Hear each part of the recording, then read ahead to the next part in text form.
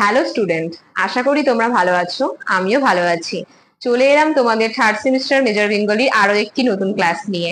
Class শুরু করার আগে আগে তোমাদের একবার বলে নিই, তোমাদের সেকেন্ড সেমিস্টারের রেজাল্ট বেরিয়ে গেছে। আর কিন্তু দেরি করো না, যারা রেজাল্ট হাতে পেয়ে গেছো খুব তাড়াতাড়ি আমাদের সাথে যুক্ত হও। এবং আমাদের জ্ঞানজ্যোতি কোচিং সেন্টারের সঙ্গে যারা যুক্ত হতে চাইছো তারা কিন্তু দেরি না করে অবশ্যই আমাদের দেওয়া নাম্বারে যোগাযোগ করো। দেখো, তোমাদের প্রত্যেকটা ভিডিও কিন্তু তোমাদের যেগুলো মেজর 3 থেকে রয়েছে, মেজর 3, মেজর 4, মেজর 5, প্রত্যেকটা বিষয় কিন্তু পরপর আলোচনা রয়েছে। যারা আগের ভিডিওগুলো দেখোনি অবশ্যই ভিডিওগুলো দেখো। যদি তোমাদের মনে হয় যে তোমাদের উপকারে লাগছে, তোমরা উপকৃত হচ্ছ, তবে কিন্তু দেরি না করে আমাদের অনলাইন ক্লাসে যুক্ত হয়ে যাও। আমাদের অনলাইন ক্লাস শুরু হয়ে গেছে। সাপ্তাহিক যে ক্লাসগুলো রয়েছে সপ্তাহে 2 দিন করে, সেটাও স্টার্ট হয়ে গেছে। নোট প্রদানও শুরু হয়ে গেছে। তো দেরি না করে খুব তাড়াতাড়ি যুক্ত হয়ে যাও আমাদের সঙ্গে। শুধুমাত্র বাংলা নয়, আরো যেগুলো রয়েছে সাবজেক্ট, প্রত্যেকটার জন্যই অভিজ্ঞ শিক্ষক শিক্ষিকা রয়েছে তোমাদের প্রশিক্ষণ দেওয়ার জন্য। তাই আর দেরি করো না। তাহলে চলো, বেশি কথা না বাড়িয়ে আজকের ক্লাস শুরু করা যাক। আজ আমার আলোচনার বিষয় হচ্ছে ময়মনসিংহ গীতিকা থেকে মহুয়া পালা। তোমাদের আগের দিন আলোচনা করেছিলাম ময়মনসিংহ গীতিকা কি এবং সেই সম্পর্কে কিছু তথ্যাবলী। আর আজ সেখান থেকে যে তোমাদের সিলেবাসে দুটো বিষয়ভিত্তিক আলোচনা রয়েছে, তার সংক্ষিপ্ত আকারে যতটা সহজভাবে পারি তোমাদের সামনে তুলে ধরবো সেই আলোচনা। মহুয়া পালা সব থেকে শ্রেষ্ঠ পালা। আমরা বলে থাকি মহুয়া এবং চন্দ্রাবতী পালাটা হচ্ছে ময়মনসিংহ গীতিকার মধ্যে 10টা পালা রয়েছে তার মধ্যে শ্রেষ্ঠ। তো মহুয়া পালার যে ঘটনাটি রয়েছে সেটি হলো, একজন বেদে যার নাম হুমরা বেদে, সে ছিল পাহাড়ি দলের সর্দার এবং সে সর্দারি করত। সেখানে বেদেদের মধ্যে হুমরা বেদে ছিল নেতৃত্ব দান করতো সে সবাইকে।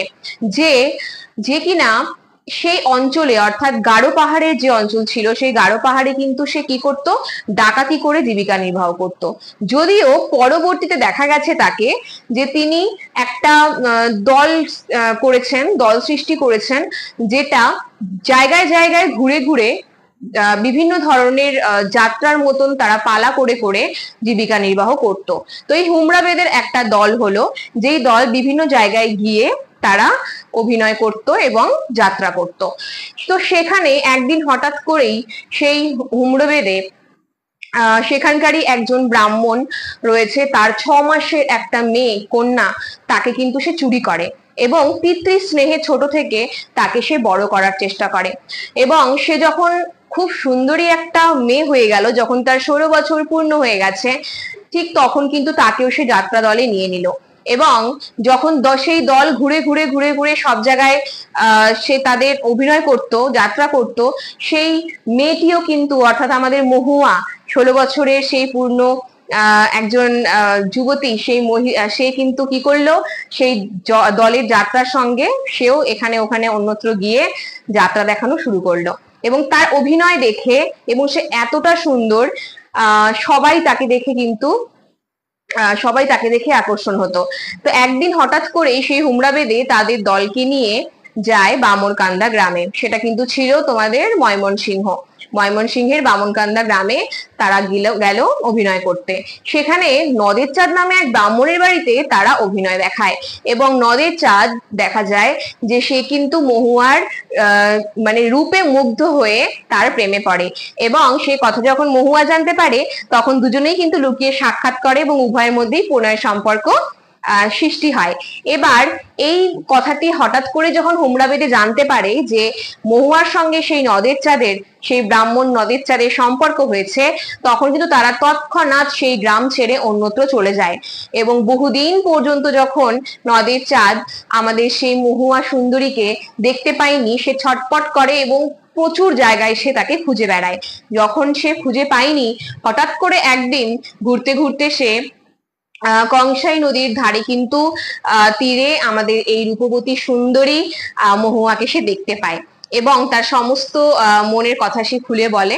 এবং তারা যে সাক্ষাৎ করেছে এই বিষয়টা আমাদের হুমরা বেদে যখন জানতে পারে, হুমরা বেদে তখন আমাদের সেই মহুয়াকে বলে যে তুই ছুরি নিয়ে নদের চাঁদকে হত্যা কর।